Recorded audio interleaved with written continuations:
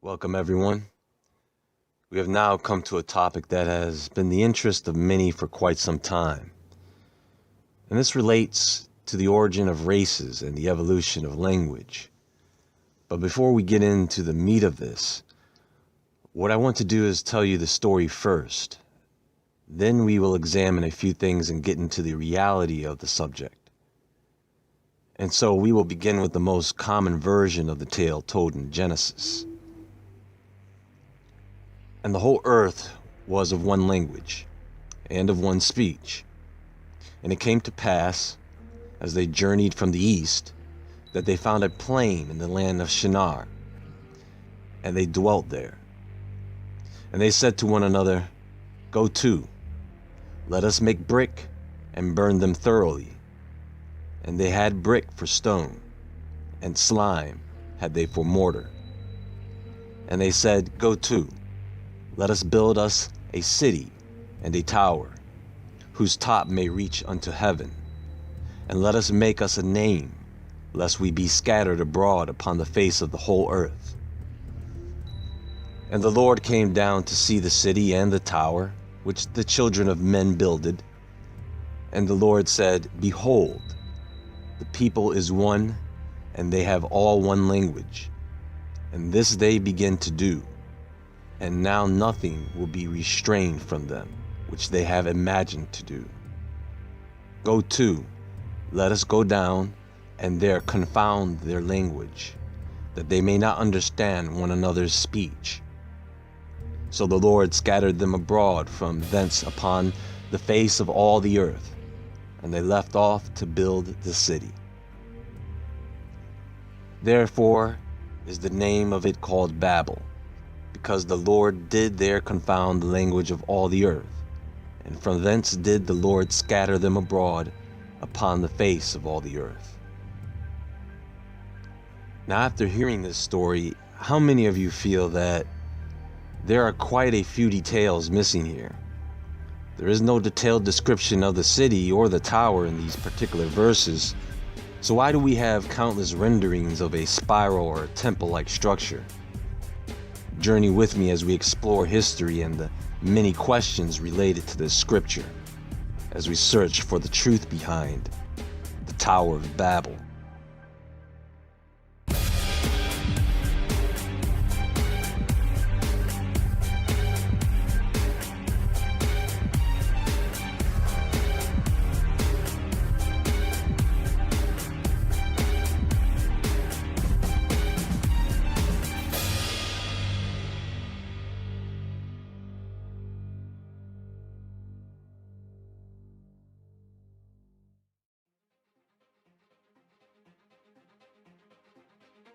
So before we get into whether the Tower of Babel or Babel was real or not, let's try and understand what went down in the context given.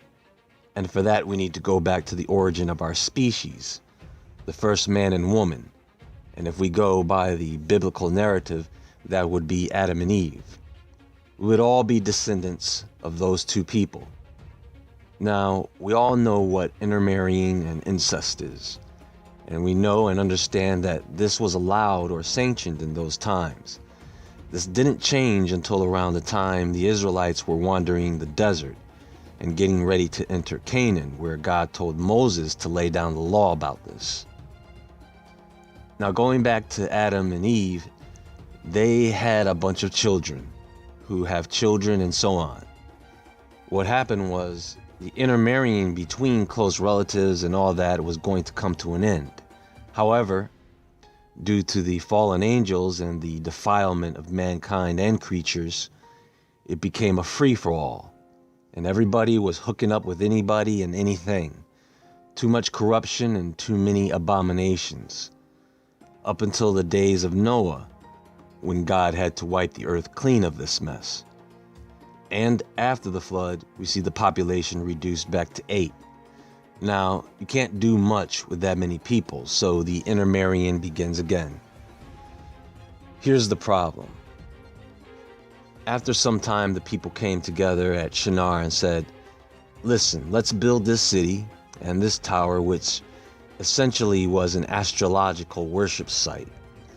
And they said, let's just keep ourselves contained here. We don't need to spread out, can stay here and do our thing with each other.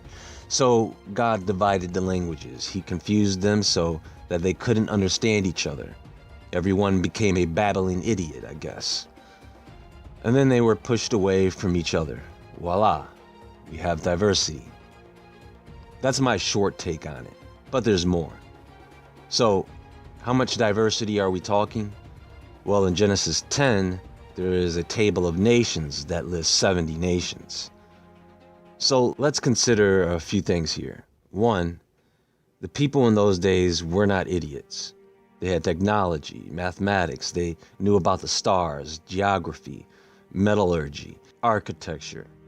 There is no way they thought they could build a tower that would actually reach the heavens.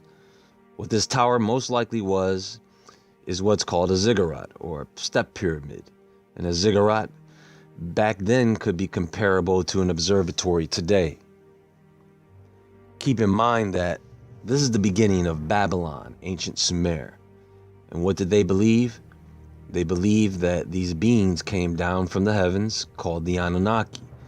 And that story of beings coming down from the heavens could have only come from Noah's family, right? So with this idea in their heads, they thought it would be a good idea to build a space station or observatory or ziggurat or Tower of Babel so that they could do what? Did they want to create a way for those beings to come down and start that mess all over again? Maybe it's not that they wanted to reach the heavens, but they wanted beings from the heavens to reach them. Do you see why God would confuse them? Not only would it divide them and force them to spread out, but it would devalue and divide the worship of these deities coming down from the heavens. Maybe. Or was it Nimrod's rebellious attempt to prop himself up as a god? And there is, of course, the story of Nimrod challenging God. Now, the tower, which some believe was named Entamananki, wasn't just a ziggurat. It was also a monument, a symbol of identity. They wanted a name for their new kingdom. Some believe that the name they are talking about is Shem. They wanted a marker, something to establish their kingdom as the kingdom before they begin to spread out amongst the face of the earth. So who was Nimrod? Well, to understand who he was, or who he might have been, we need to go back to Noah. See, Noah had 3 sons, Shem, Ham, and Japheth. According to Moses, there were Nephilim in the days before the flood and after, which leads many to speculate that somehow, some way, the genetics of the Nephilim had survived. So how? Well, many biblical scholars suggest that it was Ham's wife who carried on the Nephilim gene, okay? Because the wives of Noah's sons were not from his direct lineage, would it make sense that the fallen angels would want to sneak aboard the ark one of their own? Remember that the giants after the flood were known to be just men of superhuman strength and ability. They stood tall, like Goliath. Whose lineage links to Gath and back to Ham? I mean, Ham's sins and his lineage since the ark, it's a bit complicated. The point is, Nimrod was the son of Cush, and Cush was the son of Ham. And just in case you were wondering, yes, it is believed that Ham and Shem were darker in complexion than Japheth. And of course, Noah was much lighter in complexion. Some speculate that maybe he had albinism. Either way, when you look at where his sons settled, the characteristics of the people in these areas, it could make sense, right? But while you're thinking about that, here is what I want you to consider. When it comes to angelic principalities and powers, in these nations around the world, there seems to be a position of power that is handed down by blood, by lineage. Even in the States, that may be why there seems to be some lineage or connection between past presidents of the U.S. So if there is some angelic position of power held by these entities, that they would give great kingdoms over to their genetic descendants, then that may explain why Nimrod is also known to be the god King Osiris. At least that is one take on it. as some suggest that this is the same person as Gilgamesh. How many of you remember a few years ago, actually it was back in 2015, something about the tomb of Osiris being discovered? See, the story was they had unearthed a replica or model of the mythical tomb of Osiris. Now, I know that sounded a bit weird, and here's why. If you have a story of this mythical tomb, and then afterward you go digging and find the tomb, then it's not a myth. Am I right? You know, they've been looking for this tomb since the 1800s. They say they found it, and then they say, oh, that's not it. Then they don't want to show you any photographs, maybe just a few. Then they just want to give you and I descriptions. We don't really know what they've found in those tombs. Now, the death of Osiris, the story of his brother, Set chopping his body into pieces and then spreading the remains along the Nile and land, could that be a retelling of the story of Nimrod's death found in the book of Jasher?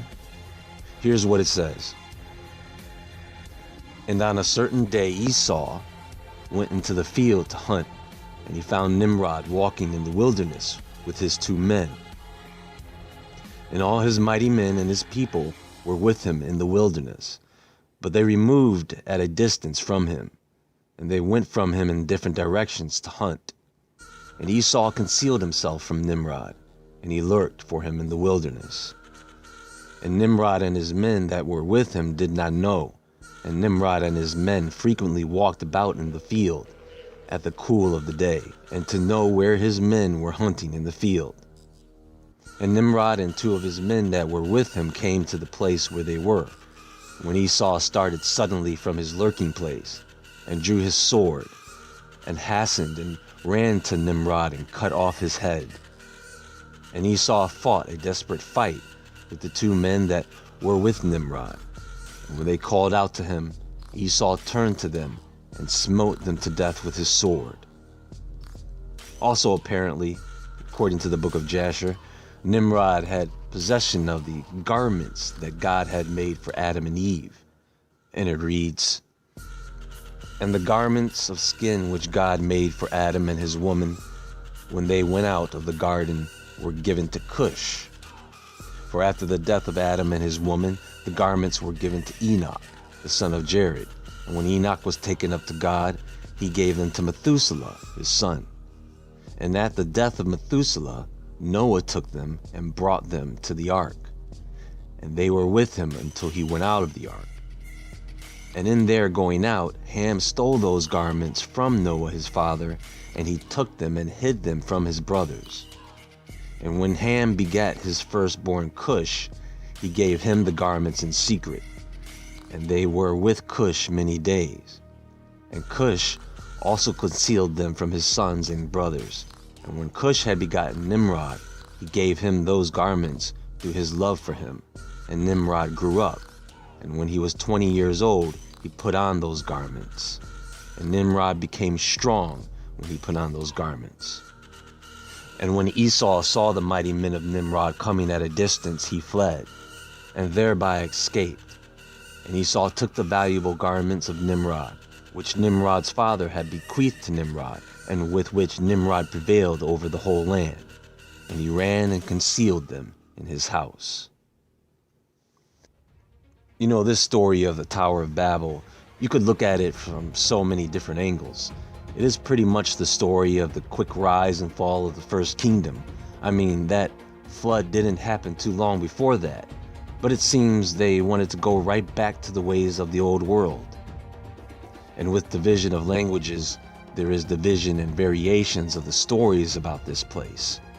They end up becoming nothing more than legends, but for us, it could be just ancient history. So with some of this information on the Tower of Babel and Nimrod, I believe all of this will make more sense when we study more of the ziggurats that existed in these ancient kingdoms and some that exist today. That's going to take a whole other video. Also, do we still have groups of individuals still worshiping the likes of these ancient Egyptian and Babylonian gods or god kings? I will discuss this a bit more as it relates to other topics, so there is more to come. Until next time, everyone, take a look into this, see what you find. Share some of your thoughts and knowledge in the comments below. And I'll talk to you all soon.